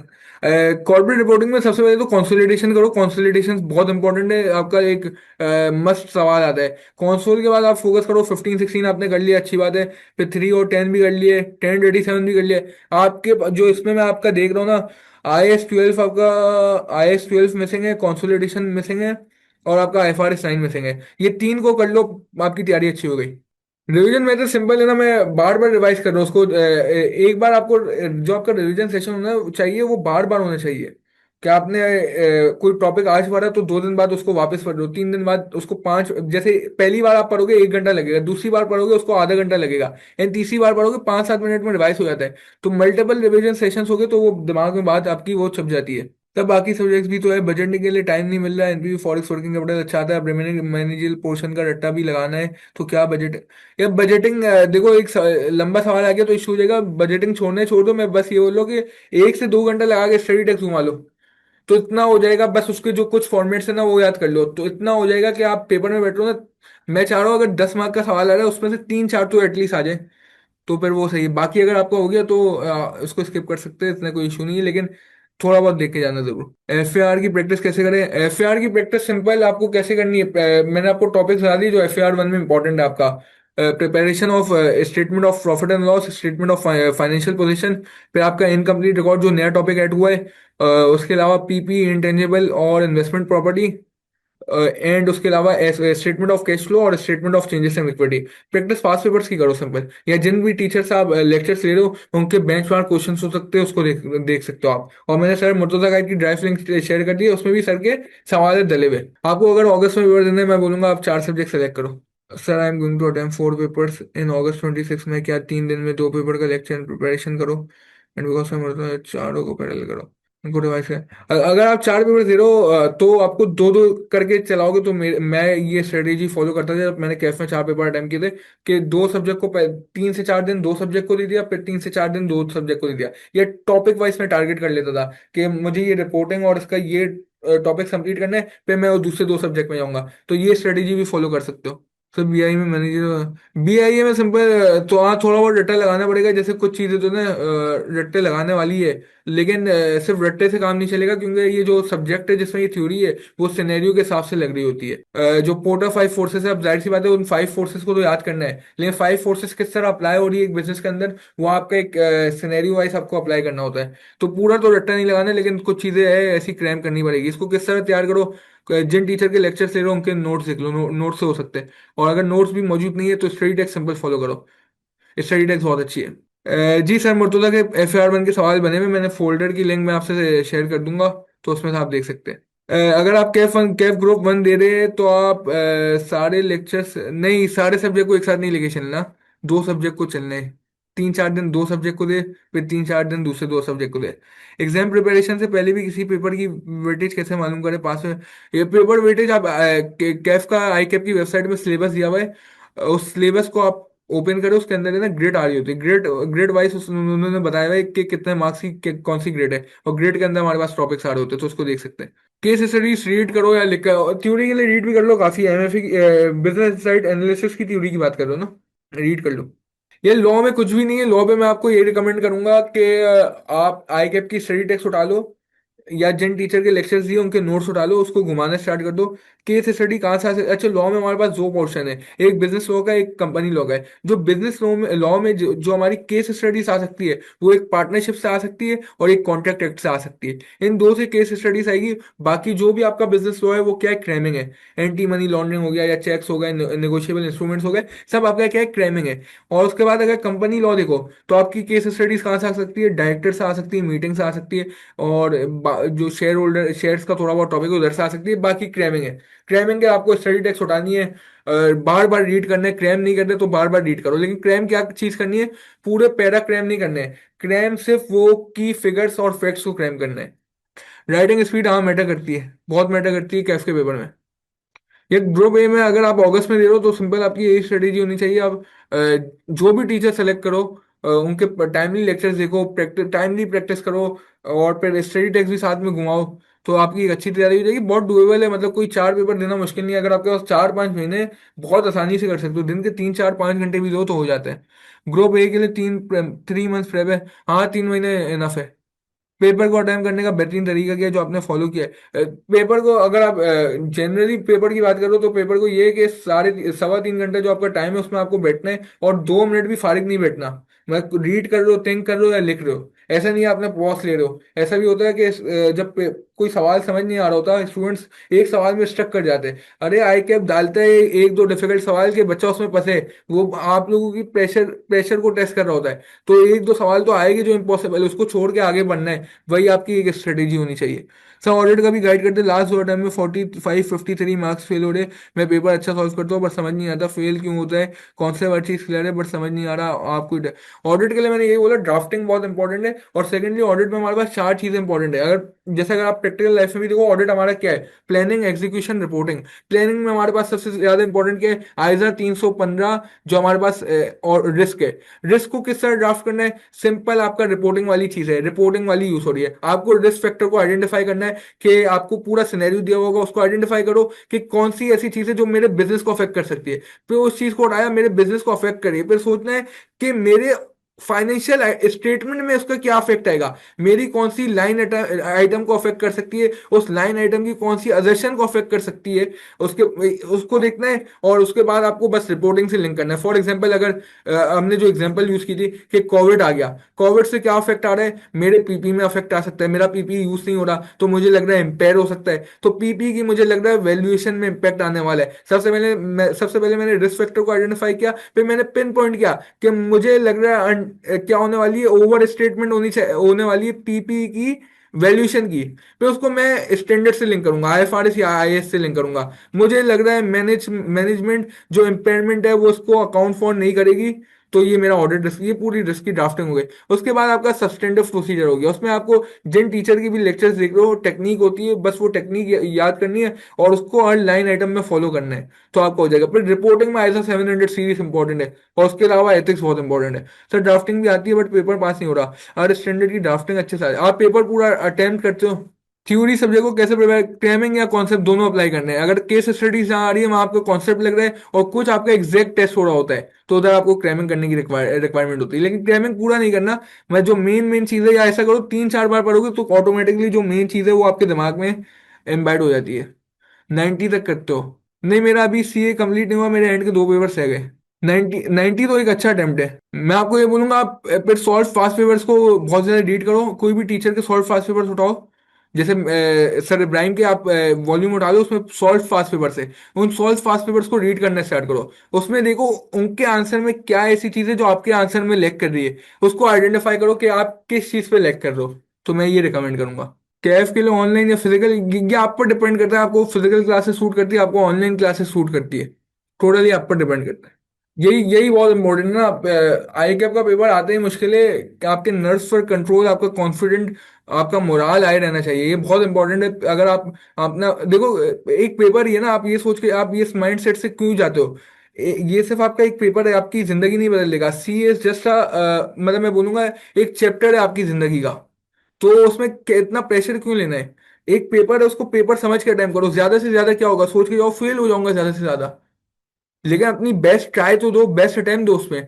मेरे हिसाब से थोड़ा सा उसमें ना आपको वर्क करने की जरूरत है, कि आपको पेपर में प्रेशर प्रेशर को हैंडल करना है, क्योंकि आई कैप के जो पेपर मुश्किल आते हैं ना, मैंने ACC भी किया हुआ है, ACC की टेस्टिंग बहुत मॉडरेट होती है। अगर आई कैप की टेस्टिंग देखो इतनी मुश्किल होती है, इस रिक्वायरमेंट को इस तरह घुमा के देता है कि एक बच्चे के ऊपर प्रेशर बिल्ड हो जाता है, लेकिन आपका आपका दिमाग इतना स्ट्रांग होना चाहिए, आपका माइंड गेम इतना स्ट्रांग होनी चाहिए, आपको प्रेशर लेना नहीं है। आपको बस सोचना है कि अगर वो पेपर मेरे लिए मुश्किल है तो बराबर वाले के लिए भी मुश्किल होगा। A लेवल कॉमर्स ज्यादा मुश्किल था, CA जाहिर सी बात है, CA A लेवल तो आपका बिगनिंग है ना। For online student, how to handle exam all pressure and get use to.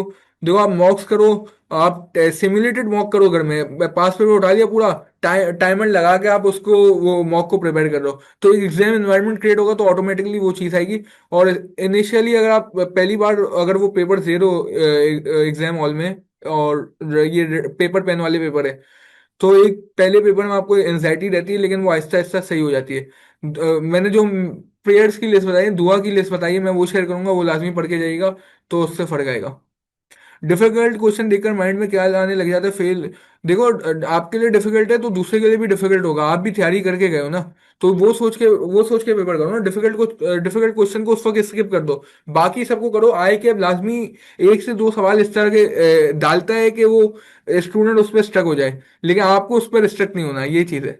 उसके अलावा किसी को कोई सवाल है? FAR 1 के शॉर्ट क्वेश्चन 8 to 10 मार्क्स से आते हैं, 6 to 10, 8 to 10। रिवीजन मेथड मेरा यही सिंपल होता था कि पहले मेरा ये होता था, अगर आपके पास क्लास नोटिंग्स है वो आप देख ले। दूसरे आपके स्टेज में ये होता है आप स्टडी टेक्स्ट को स्किम कर ले।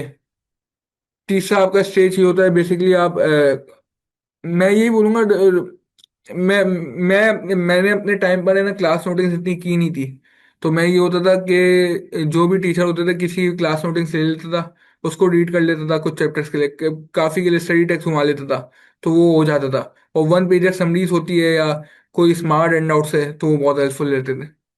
लॉन्ग क्वेश्चन कितने का आते हैं? 18 to 20 मार्क्स के आते हैं। हाँ, मैंने कैफे सर इब्राहिम से पढ़ा था। नहीं, मैं साथ साथ रिवीजन करते रहता था ना, अगर मैंने 5 दिन पहले एक टॉपिक को रिवाइज किया, उसको फिर वापस घुमाऊंगा, मेरा ऐसी बात है, तो उसकी वजह से मल्टीपल मल्टीपल बार वो टॉपिक एक रिवाइज हो रहा होता है ना, तो दिमाग में ऑटोमेटिकली आपके बैक ऑफ माइंड में वो जा रहा होता है, तो मल्टीपल रिवीजन सेशंस होते थे, ऐसा नहीं है एक बार उसको रिवाइज करके छोड़ दिया। मेरा बैकग्राउंड कॉमर्स का ही है, वहाँ उसको रिवीजन को आपको मल्टीपल टाइम करना है। सर आपने ग्रुप एक आपको मल्टीपल टाइम करना है, सही। रिवीजन आप मल्टीपल टाइम करेंगे तो ऑटोमेटिकली वो आपके दिमाग में आएगा। कोई भी सब्जेक्ट वाइज सवाल है आपका, अगर सही लेवल करे या FSC, मैटर नहीं करता इतना। सही रिवीजन स्टार्ट से लेकर चलने हैं, मतलब एक टॉपिक कंप्लीट हो गया तो उसका फौरन नहीं नहीं, फौरन फौरन रिवीजन नहीं करना ना। अगर एक टॉपिक कंप्लीट हुआ दूसरा टॉपिक स्टार्ट करो, दूसरा टॉपिक हो गया फिर तीसरा टॉपिक स्टार्ट करो, तीसरे टॉपिक के एंड के अंदर वो पहले रिवाइज कर लेना। तो ऐसा नहीं करना कि एक ही टॉपिक पर आप बहुत टाइम दे रहे हो, तो वो आपका टाइम वेस्ट होगा। Commerce background was much valuable for, हाँ थोड़ा बहुत इसका इम्पैक्ट आता है, जाहिर सी बात है। आपने बेसिक अकाउंटिंग देखी होती है, आपने बिजनेस सीखा होता है, आपने इकोनॉमिक्स सीखा होता है, तो एक अफेक्ट तो आता है, जाहिर सी बात है, क्योंकि पूरा जो सब best time to study like 5 AM to 12 PM, सबके लिए डिपेंड करता है। कोई कैफ के साथ अपनी साइड जॉब कर रहा है तो उसके लिए अलग टाइम होगा, एंड कोई अगर किसी के पास कोई जॉब नहीं है या कोई नहीं कर रहा तो उसके लिए अलग टाइम होगा। मैं ऐसा होता था, कैफ के वक्त रात रात में भर रहा होता था। या बिजनेस बी लॉ के लिए मैं यही बोलूंगा, वो स्टडी टेक्स्ट बेस्ट है। एग्जाम्पल्स भी बहुत अच्छे दिए हुए उसके अंदर, और स्टडी टेक्स्ट स्किम करो, इंशाल्लाह हो जाएगा। लेक्चर नोट्स बनाए चाहिए, लॉन्ग नोट्स बनाए या शॉर्ट नोट्स? लेक्चर नोटिंग करें आप लोग, मैं यही रिकमेंड करूंगा। हाँ, शॉर्ट नोट्स बनाए, ऐसा ना हो बहुत लॉन्ग, मतलब मॉडरेट नोट्स बनाए कि आप इसको वापस देखे तो आपको समझ आ जाना चाहिए, आपको जो लेक्चर देख रहे हो वो रिकॉल हो जाना चाहिए। नोट्स ऐसे होने चाहिए कि उसको एक बार रीड रीड करें तो आपको जो लेक्चर आपने लिया है वो रिकॉल हो जाए। ग्रुप ए के लिए अगर 4 सब्जेक्ट लिए तो दिन में कितने आवर पढ़ना चाहिए दो दिन लेक्चर?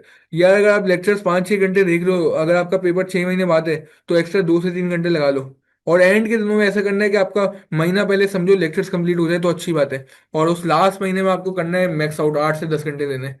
तो 4 सब्जेक्ट्स मतलब देना मुश्किल नहीं होता, बहुत से बच्चे देते हैं।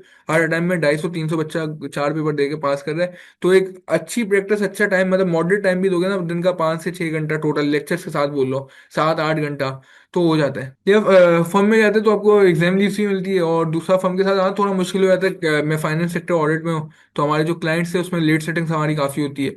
जैसे हमारे 3 भी बज रहे होते हैं, रात के 4 भी बज रहे होते हैं, फजर भी हो रही होती है। लास्ट रमज़ान में याद है, मेरा पूरा रमज़ान ऐसा निकला था कि मेरी इफ्तारी सहरी दोनों क्लाइंट पे हो रही थी। तो वो थोड़ा मुश्किल हो जाता है, लेकिन मैनेज करना पड़ता है, कोई ऑप्शन नहीं होता आपके पास। जो आपको फ्री टाइम क्लाइंट में मिल रहा है या घर में मिल रहा है, कोई वीकेंड मिल रहा है, तो आपको उसमें बस पढ़ना स्टार्ट करना है। और एग्जाम लीव्स आपके बहुत वो, ए सर क्या, ए लेवल अकाउंट्स मुश्किल ही, ए लेवल इकोनॉमिक्स ज़्यादा मुश्किल है मेरे का। कैफ मैक्सिमम कितनी अटेम्प्ट में करना चाहिए, कौन सा आर्टिकल्स का तो इशू आ रहा है, लेकिन अभी जो आपके लिए पॉसिबल है ना, जितना जल्दी करना उतना जल्दी करो। क्योंकि आप सही बोल लो, आर्टिकल्स में इशू आ रहा है, डिमांड सप्लाई का गेम है। डिमांड कम है फर्म्स के अंदर, सप्लाई बहुत ज़्यादा आ गई है स्टूडेंट्स की। तो जितनी मिनिमम अटेम्प्ट आप कर सकते हो, आपके लिए पॉसिबल है, उतनी मिनिमम अटेम्प्ट से करो। 2 हो, 3 हो, 4 हो, 5 हो, तो आपका अगर 4-5 तक मैं समझता हूँ, 4 तक मैं समझता हूँ बिग फोर में आपका एक अच्छा चांस है।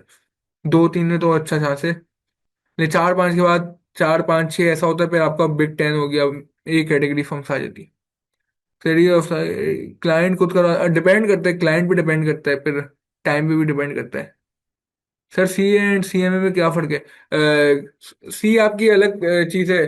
कॉस्ट कॉस्ट मैनेजमेंट अकाउंटिंग में आपकी पूरा ये जो एक सब्जेक्ट है हमारा, जो कैफ 5 का मैनेजमेंट अकाउंटिंग, उसकी बेस में ये पूरी क्वालिफिकेशन है। लेकिन हमारा सी ए का जो फोकस है वो फाइनेंशियल अकाउंटिंग और ऑडिट की साइड फोकस है।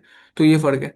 कैफ में टीचर डिपेंड करते हैं आफ्टर सी अब्रॉड और पाकिस्तान। देखिए डिपेंड करता है, इंशाल्लाह यही है कि अब्रॉड मूव करना है इंशाल्लाह। सर सीए पूरे के बाद बाहर जाना इजी है, कैफ के बाद इजीली जा सकते? नहीं, कैफ के बाद तो आप बाहर जा ही नहीं सकते ना। कैफ के बाद तो आपको आर्टिकलशिप इधर करनी है। सीए पूरा करके भी जाना मुश्किल हो गया है। Which country is best for CA? Pakistan, उसके बाद अगर सैलरी वाइज बोलो तो मिडल ईस्ट हो गया। सीए के साथ कौन सी डिग्री लेना चाहिए? पहले तो आप सीए में फोकस करें, कैफ तक तो आपको कोई और डिग्री लेने का सोचना ही नहीं चाहिए। कैफ के बाद आप ट्राई कर सकते हो, कैफ के बेसिस में एसीसी में एग्जामेशन ले लिया या सीएफए स्टार्ट कर लिया या कोई डिग्री कर ली। तो कैफ तक तो आपको कुछ भी नहीं सोचना है, पहले तो कैफ क्वालिफाई करना है। इस ग्रेजुएशन मस्ट सी, हाँ ग्रेजुएशन रिकमेंडेड है, वीज़ा के इश्यूज से ले तो सीए के साथ डिग्री परस्यू करना एक इंपॉर्टेंट चीज़ है अब। सीए के साथ कौन सी डिग्री? सीए के साथ आप कोई भी डिग्री ले सकते हो। अच्छा डिग्री की बात करो, यार डिग्री हमारे पास जो एमयू साइन हुए हुए यूनिवर्सिटी ऑफ लाहौर है, वर्चुअल यूनिवर्सिटी है, ये थोड़ा आपको रिसर्च करना पड़ेगा, क्योंकि मैं जो डिग्री ले रहा हूँ वो ऑक्सफोर्ड ब्रूक्स यूनिवर्सिटी की एसीसी के थ्रू, तो वो खत्म होने वाली है अभी मई में। तो ये आपको थोड़ी रिसर्च करनी पड़ेगी, मैं इसका आपको मैं खुद भी देख कर आपको जवाब दे दूंगा। सर कोई ऐसी वैल्यूएबल टिप करे, इट्स माई कैफ क्वालिफाइंग। देखिए टेंशन नहीं लेना, जब मेरी भी कैफ क्वालिफाइंग अटेम्प्ट थी, 4 पेपर थे, मैं एंड के दिनों में बिल्कुल सिचुएशन ऐसी थी कि बहुत सारा सिलेबस रह गया था मेरा, बहुत सारी चीज़ें, बहुत सारी प्रैक्टिस भी रह गई थी। बस एंड के दिनों में आप कुछ सोचा नहीं है, आपको दिन के 8 से 10 से 12 घंटे देना है आपको, मैक्स आउट करना है, और बहुत पॉसिबल है कि निकल जाते पेपर। आप अगर एक नॉमिनल तैयारी भी करके 3.5 घंटे एक अच्छे माइंडसेट के, देखो एग्जामिनर को नहीं पता आपने कितनी प्रिपरेशन की है, एग्जाम में आप जो लिख के आ रहे हो ना वो उससे आपको जज करेगा। मतलब आप 10 दिन में भी एक मैक्स आउट करके, मतलब अपने दिमाग पे प्रेशर डाल के एक अच्छा रिवीजन, अच्छी प्रैक्टिस कर लो, और एग्जाम आपने अच्छा टाइम कर लिया, तो जो जिस बच्चे ने 6 महीना पढ़ा है आप उससे ज्यादा इफेक्टिव हो जाओगे। तो एग्जामिनर को नहीं पता आपकी क्या बैक ऑफ माइंड, आप कितनी तैयारी, कितना लंबा अरसा करके आए हो, वो आपकी सिर्फ एग्जाम परफॉर्मेंस देखेगा। डिग्री के लिए फिजिकल जाना पड़ा नहीं, डिपेंड करता है। डिग्री के लिए आप ऑनलाइन डिग्री ऑप्शन भी, ऑनलाइन डिग्री के भी ऑप्शन है, फिजिकल भी ऑप्शन है, तो वो ऑनलाइन भी हो जाती है डिग्री। वो ऐसा कोई बड़ा इशू नहीं है, आप कैफ क्वालिफाई करोगे तो आपके पास बहुत सारे ऑप्शन आ जाएंगे डिग्री के। ये सारी डिग्री वाली चीजें कैफ क्वालिफाई के बाद होती है। सर बीबीए कर सकते सीए के साथ, या बी या कोई वो साइन हो, एमओयू, तो वो अलग बात है, वरना आप सीए जब आप कैफ के बाद आर्टिकलशिप करोगे, आर्टिकलशिप के बाद साथ पॉसिबल ही नहीं आप कहीं फिजिकली अटेंड कर सको क्लासेस वीकडेज में। इंग्लिश कितनी मैटर, इंग्लिश मैटर करती है उन उन सब्जेक्ट्स में जहाँ ड्राफ्टिंग मैटर करती है। जैसे ऑडिट में ऐसा है कि इंग्लिश मैटर नहीं करती, लेकिन आपको इस तरह लिखना है कि एग्जामिनर को समझ आ जाए, तो इतनी इंग्लिश होनी चाहिए कि आप उसको समझा सको। तो जो थ्योरी वाले पेपर है, जैसे लॉ का पेपर है, उसमें मैटर करती है ये दो चीजें। ऑडिट में केस स्टडीज की ड्राफ्टिंग को पॉइंट्स में आकर लिखना, मैं ये रिकमेंड करूंगा मल्टीपल पैराग्राफ बना लो, पॉइंटर्स यूज नहीं करो। पॉइंटर्स थोड़ा वो अनप्रोफेशनल मेरे हिसाब से, पैराग्राफ बना लो। क्या इसके बाद अकाउंटिंग फाइनेंस में कितनी ईयर्स की एग्जामेशन मिलती है यार? 2 साल की मिल जाती है। अलग अलग डिग्रीज में, अलग अलग यूनिवर्सिटीज की अलग अलग रिक्वायरमेंट होती है। कहीं 1.5 साल की मिल रही होती है, कहीं 2 साल की मिल रही होती है, कहीं 2.5 साल की मिल रही होती है। डिपेंड करता है। सी के बाद एसीसी कितनी जल्दी हो जाता है? देखो कैफ के बाद जाओगे तो आपको 7 एग्जामेशन मिल जाती है, 7 मिल जाती है। और सीए फाइनल के पेपर्स के बाद जाओगे तो आपको 9 मिल जाती है, और आखिरी के 4 पेपर देने होंगे। If my question remains in page ends, क्या सेकंड पेज है? हाँ, कंटिन्यू कर सकते हो, उसमें कोई ऐसा कोई प्रोसीजर नहीं है। बस एंड में लिख देना कि ये वाला सवाल, मतलब क्वेश्चन को कर लेना, is continued from next page, static बना लेना, और अगले पेज में स्टैटिक से कंटिन्यू कर लेना कि ये वाला सवाल हुआ हुआ है। तो वो कोई ऐसा इशू नहीं होता। और एक और सवाल इसमें आया हुआ था, मैंने देखा था कि क्या हम लोग मिलियंस में आंसर लिख सकते हैं? तो हाँ, मिलियंस में आंसर लिख सकते हो, ब्रैकेट में डाल देना इन मिलियन, या कोई शॉर्ट फॉर्म भी इस्तेमाल करो तो वो कोई इशू नहीं है। एक्स्ट्रा पेपर देंगे सेंटर वाले, हाँ सेंटर वाले आपको एक्स्ट्रा पेपर प्रोवाइड करते हैं, तो उसका कोई इशू नहीं होता। और आपके पास जो बुकलेट होती है, वो एक बुकलेट भी इतनी इतने पेजेस की होती है, वो काफ़ी हो जाती है, और सेकंड भी प्रोवाइड कर देते हैं, तो वो इशू नहीं है। सी के बाद सीएफए का प्लान है, हाँ मैंने लेवल 1 किया हुआ है सीएफए का। सर अभी तक आपके एक्सपीरियंस से सीए वर्थ इट है? हाँ, सीए जाहिर सी बात है वर्थ इट है, बहुत प्रेस्टिजियस क्वालिफिकेशन है। अगर आप बाकी क्वालिफिकेशंस को अभी देखो, अगर मैं देखो बीबीए वालों को या एमबीए वालों को देखो, एक अनएम्प्लॉयमेंट का रेट देखेगा, लेकिन अगर आप सीए की बात करो ना, एक क्वालिफाइड चार्टर्ड अकाउंटेंट अनएम्प्लॉयड नहीं है, उसको शायद सैलरी कम मिल रही हो, वो कंप्लेन करे कि सैलरी अच्छी नहीं है, पर्क्स अच्छे नहीं है, लेकिन अनएम्प्लॉयड नहीं दिखेगा, तो सीए की डेफिनेटली बहुत अच्छी वर्थ है। Let's suppose question money second page पर भी जा रहे हैं, तो क्या सेकंड पेज पर भी क्वेश्चन मनी लिखेंगे? हाँ, उसको क्वेश्चन मनी लिख दे तो अच्छी बात है। And one more thing, C is that C good for girls? हाँ जाहिर सी बात है, सी जेंडर डिस्क्रिमिनेशन है ही नहीं, दोनों के लिए अच्छा है कि whether it's female whether it's male. Sir all AI shall affect the CA profession? देखिए एआई का अफेक्ट तो ऑलरेडी आ गया, और अगर आप जब आप फर्म में जाएंगे तो आपको जो हमारे टूल्स होते हैं ऑडिट के, उसमें आपको एआई टूल्स भी मिल रहे हैं, तो अडेप्टेबिलिटी है। आपका आपकी डिमांड वही रहेगी, बस आप जो काम कर रहे हो वो चेंज हो जाएगा। जब वाउचिंग कर रहे होते हैं, जो डेटा एंट्री वाला काम होता है वो कम होते जाएगा, डिसीजन मेकिंग वाला काम बढ़ जाएगा, तो एआई का एक पॉजिटिव इफेक्ट आएगा, बस आपको एआई को अडेप्ट करना है। कि फर्म और इंडस्ट्री बेस्ट है, डिपेंड करता है, फर्म भी बेस्ट है इंडस्ट्री भी बेस्ट है, लेकिन मेरे हिसाब से फर्म में जाए, अगर कोशिश आपको ये करनी चाहिए फर्म में जाए, ताकि फर्म में आपको जो एक एक्सपोजर मिलता है वो मल्टीपल क्लाइंट्स का, मल्टीपल बिजनेस का मिलता है। और आप इंडस्ट्री में जाते हो तो एक स्पेसिफिक फाइनेंस की वो डिपार्टमेंट में आप रह जाते हो, और उसी बिजनेस का आप काम कर रहे होते हैं, तो फर्म में जाना आई थिंक सो रिकमेंडेड है। क्या सीए एमबीबीएस से ज़्यादा अच्छी है तो हम पर स्विच कर ले? यार डिपेंड करता है, सीए भी अच्छा है, एमबीबीएस भी अच्छा है, वो हर फील्ड अच्छी है, बस आप पर बहुत डिपेंड करता है आप कौन सी फर्म में। AF Ferguson, member firm of पीडब्ल्यूसी। How to adapt AI throughout the CA journey? Simple, आप साथ में कोर्सेज कर सकते हो, और जो हैंड्स ऑन कोर्स भी आ गए सीए फाइनल में, आर्टिफिशियल इंटेलिजेंस का आ गया, तो उसको अच्छे से करेंगे, वो खुद आपको पावर बीआई और पाइथन नमपाई पांडास इतने वो चीज़ें सिखा देते हैं, तो इतना कोई मसला नहीं है। इंशाल्लाह आप सीए की जर्नी में आए तो कुछ, क्या कैफ की टाइम अगर 3 मंथ बाद आ रही है तो after PRC clear to drop कर देगी और लैंग्वेज ले लेगी for next time? Ends on course necessary होते हैं? हर बात में आपका सवाल समझा नहीं क्या कि, हाँ एंड्स ऑन कोर्स नेसेसरी होते हैं, हमारे कैफ के अंदर 2 एंड्स ऑन कोर्सेज और सीए फाइनल में एक एंड्स ऑन कोर्स है। चलिए हम लोग इस सेशन को एंड करते हैं, आपने ज्वाइन किया थैंक यू। अगर आपके कोई सवाल हो तो आप व्हाट्सएप ग्रुप में भी डाल सकते हैं। तो उसका इंशाल्लाह मैं ट्राई करूंगा उसको जल्द से जल्द आंसर करूँ। Thank you so much. Allah Hafiz.